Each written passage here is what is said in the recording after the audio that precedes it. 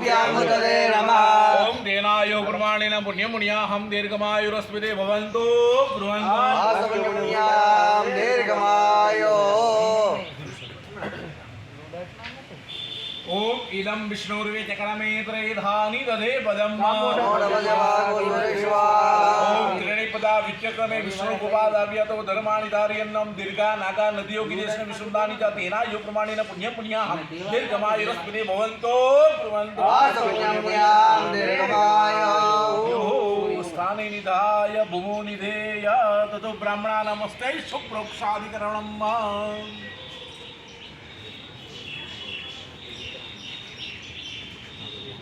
बहुफलमस्तु। ओम दक्षिणा पांतो बहुधनमस्मिति भवन्तो ब्रुवन्तो। दक्षिणा पांतो बहुधनमस्तु। ओम पुनर्प्रावान्तो स्वर्चितमस्मिति भवन्तो ब्रुवन्तो।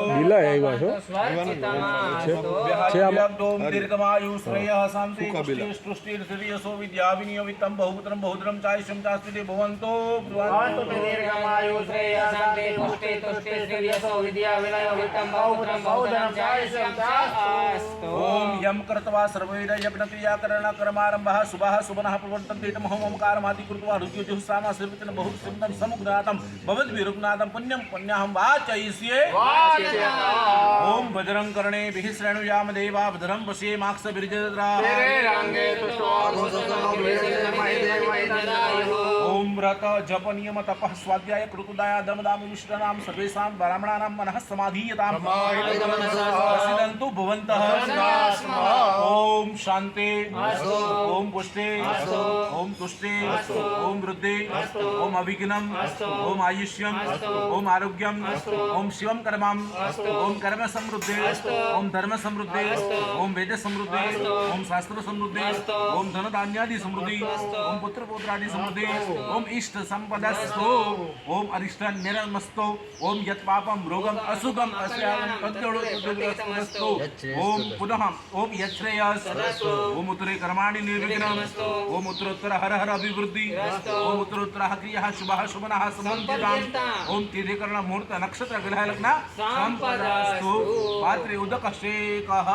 આમાં પ્રશ્ન કરે છે યજમાન ભાઈ મનોજભાઈ આમાં યજમાન પ્રશ્ન કરે છે બ્રાહ્મણોને પુણ્યવાચનની વિધિ પ્રસન્નાસ્મ તમે બ્રાહ્મણો પ્રસન્ન છો આ યજ્ઞ કર્મ કરાવો છો પ્રસન્નતાથી કરાવો છો કે અપ્રસન્નતાથી બહુ મોટો જબરજસ્ત પ્રશ્ન છે આધ્યાત્મિક જગતનો મોટામાં મોટો પ્રશ્ન છે સાહેબ તમે કોઈ મજબૂરીથી હવન કરવા આવ્યા છો દક્ષિણા માટે કે તમારું નૈષ્ટિક કર્મ માનીને તમે કરાવો છો સમજાય છે ને આ વાત આધ્યાત્મિક જગતનો મોટામાં મોટો પ્રશ્ન છે મને લાગે છે મોટો કે તમે કોઈ મજબૂરીથી હવન કરવા આવ્યા છો દક્ષિણા માટે ખાલી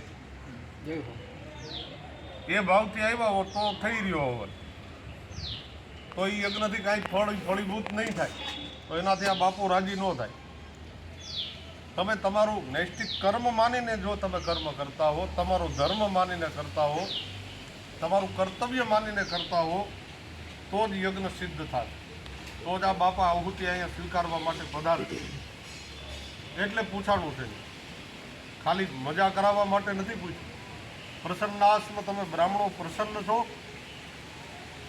અને એ પ્રશ્ન એટલા માટે પણ પૂછાણો છે કે બ્રાહ્મણના ચિત્તની અંદર બ્રાહ્મણના મનની અંદર બ્રાહ્મણના હૃદયની અંદર જ્યાં સુધી પ્રસન્નતા નહીં હોય ત્યાં સુધી અહીંયા પ્રસન્નતા આવશે નહીં અને ભગવદ્ ગીતામાં આદેશ કર્યો છે કે પ્રસન્ન ચિત્તે પરમાત્મા દર્શન પ્રસન્ન ચિત્ત નહીં હોય ત્યાં સુધી પરમાત્માનું દર્શન સંભવિત નથી અને સનાતન માર્ગમાં કીધું કે વચને થાપન વચને ઉત્થાપન પાનબાઈ વચને મંડાઈ પીરનો પાઠ તો એ વચન શું છે પ્રસન્નતાપૂર્વક બોલેલું સદગુરુનું વચન પ્રસન્નતાપૂર્વક આપેલો મંત્ર એ હંમેશા સિદ્ધ થાય છે અને મંત્ર આધીન દેવતાઓ પ્રસન્નતાપૂર્વક જ્યાં સુધી મંત્ર નહીં બોલાય ત્યાં સુધી કોઈ દેવ આવતા નથી કોઈ દેવ આપણી આહુતિનો સ્વીકાર કરતા નથી એટલે અહીંયા યજમાન દ્વારા વિવેકપૂર્વક પૂછાણું બ્રાહ્મણો તમે પેલા પ્રસન્ન તો છો ને, અને પ્રસન્નતા દ્વારા અમારો આ યજ્ઞ કરાવજો, નહીતર અમારું કાર્ય સિદ્ધ નહીં થાય. કારણ કે આમાં ભોળાનાથ આવ્યા તમે કોઈ જોયા કે આમથી આવ્યા દોડીને આવ્યા એવું ક્યાંય દેખાડું?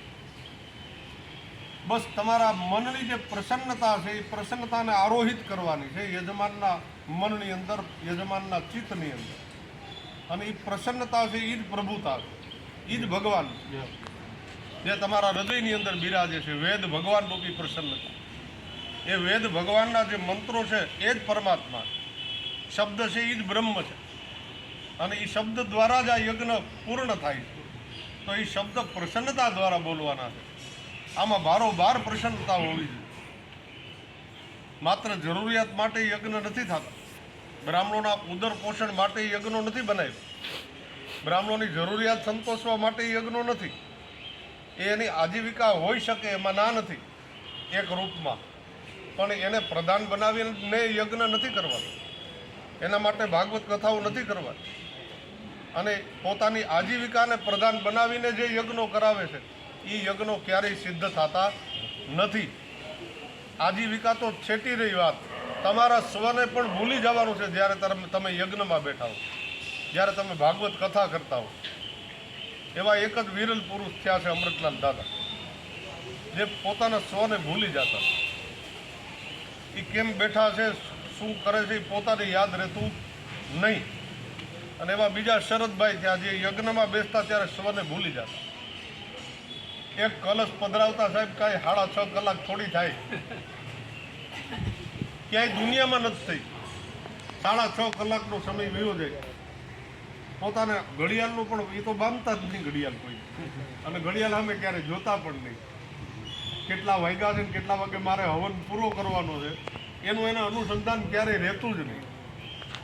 હા એને કોઈ દી આને ઘડિયાળ નથી બાંધી, એને નથી કોનાનું, એને કથામાં ઘણા એને આપે છે સમજ્યા. એને એ કંઈ નથી કાંઈ પહેરી, કોનાની વીંટી નથી પહેરી, ઘડિયાળ નથી પહેરતા. હું કંઠી સિવાય કાંઈ પહેરતો નથી અને જનોય કરું. ત્યારે મંત્રમાં તાકાત આવે છે. તમને તમારા સ્વધર્મની ક્યાં ખબર છે? સ્વધર્મ શું છે અત્યારે મારો એ યાદ રહેવો જોઈએ પ્રત્યેક સમય કર્મકાંડ. યજ્ઞમાં આવ્યા એટલે બપોર કંઈ પડશે એની સામે જો ધ્યાન હોય તો કામ પતી ગયું. તો યજ્ઞ ક્યારેય સિદ્ધ થતો નથી.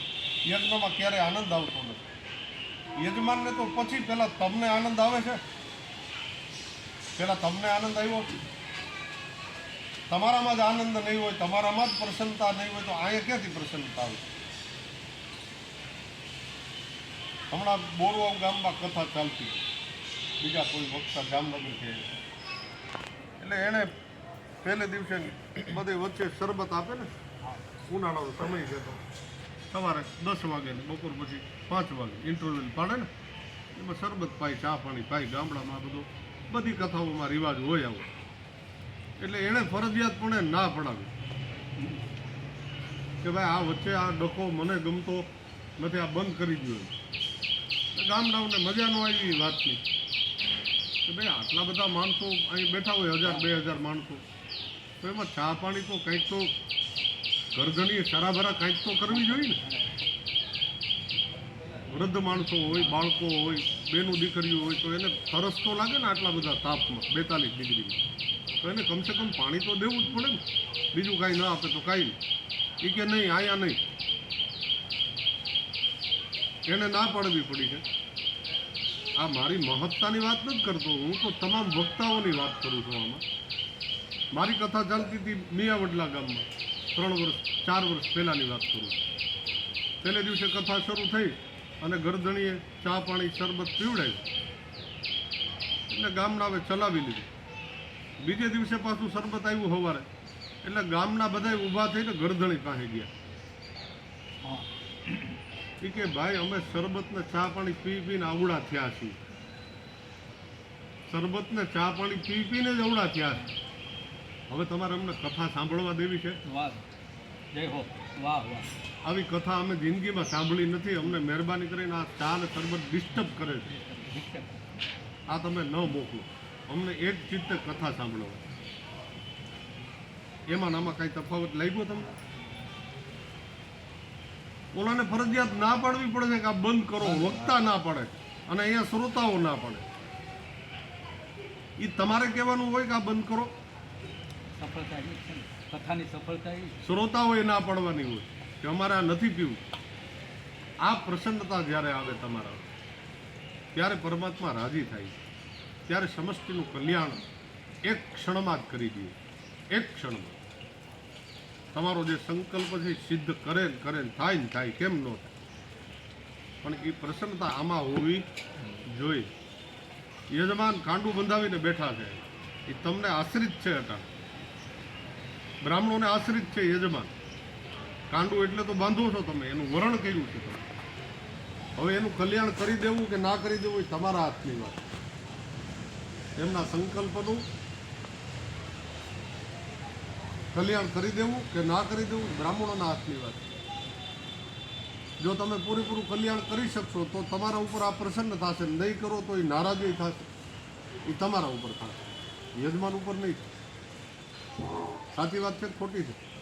એટલે પૂર્ણ મન રાખીને, પૂરું ચિત્ત અહીંયા રાખીને, પૂરી શ્રદ્ધાથી આ કાર્ય કરીએ ત્યારે એ સંકલ્પ સિદ્ધ થાય, ત્યારે પરમાત્મા રાજી થાય. મને આટલી ખબર પડે.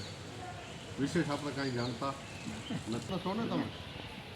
આ પૂછવાનો હેતુ આ હેતુમાં આ બધું પડ્યું એવું મને સમજાવું. ચાલો.